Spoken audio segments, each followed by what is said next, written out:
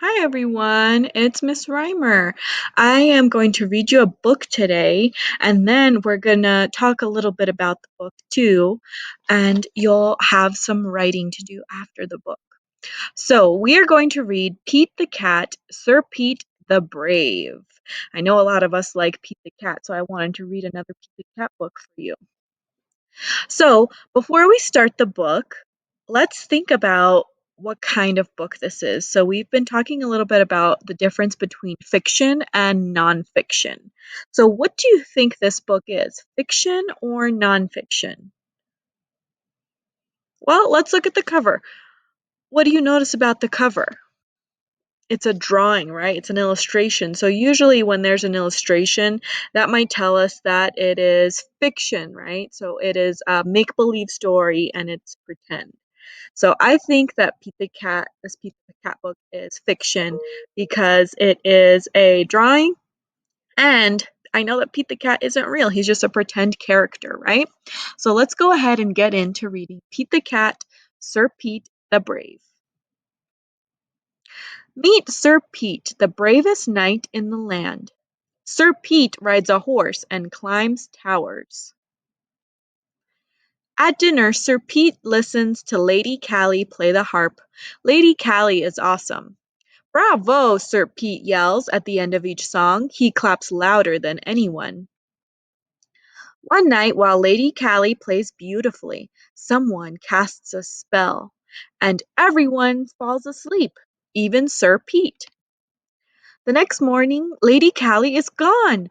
"Oh no," says Sir Pete the Brave. "I will find Lady Callie and save her. Giddy up!" Sir Pete falls in a hole. The hole is a dragon's footprint. "Follow the footprints," Sir Pete says to his horse. What do you think happened to Lady Callie? Just by looking at what happened so far. Let's make a prediction before I read on. What do you think happened to Lady Callie? Okay, let's see if your prediction is correct. The footprints stop. Where did the dragon go? Sir Pete looks up and sees the dragon flying across the lake with Lady Callie and her harp. Sir Pete can't fly, but he can row. Across the lake he goes. Sir Pete sees a dragon cave. He has to go inside, but it is very dark. Then he hears music. He must save Lady Callie. He won't be scared. He finds a harp, but no Lady Callie. Sir Pete will not give up. He climbs the highest hill. He looks around for Lady Callie. Then he hears a loud growl. Sir Pete is scared. Hmm, are there usually hills inside of a cave? What do you think Pete is walking on top of? The hill starts to move! Sir Pete is on the dragon's back.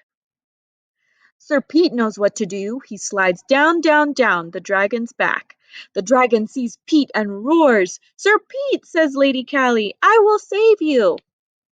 "Save me," says Sir Pete, "but I came to save you." Sir Pete and Lady Callie start to argue. The dragon starts to cry. "I just wanted to sing along," the dragon sobs. "I did not want to hurt anyone." "I have an idea," says Sir Pete. "Will you give us a lift?" The dragon flies Sir Pete and Lady Callie home. Everyone is happy to see them. "You don't need a great voice to make music," says Sir Pete. "Just good friends."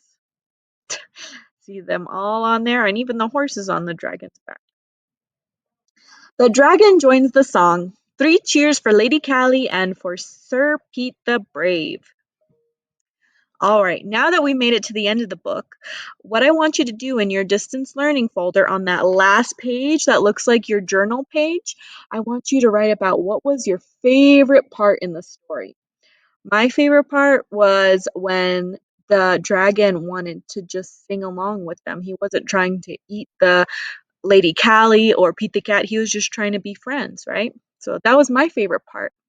What was your favorite part?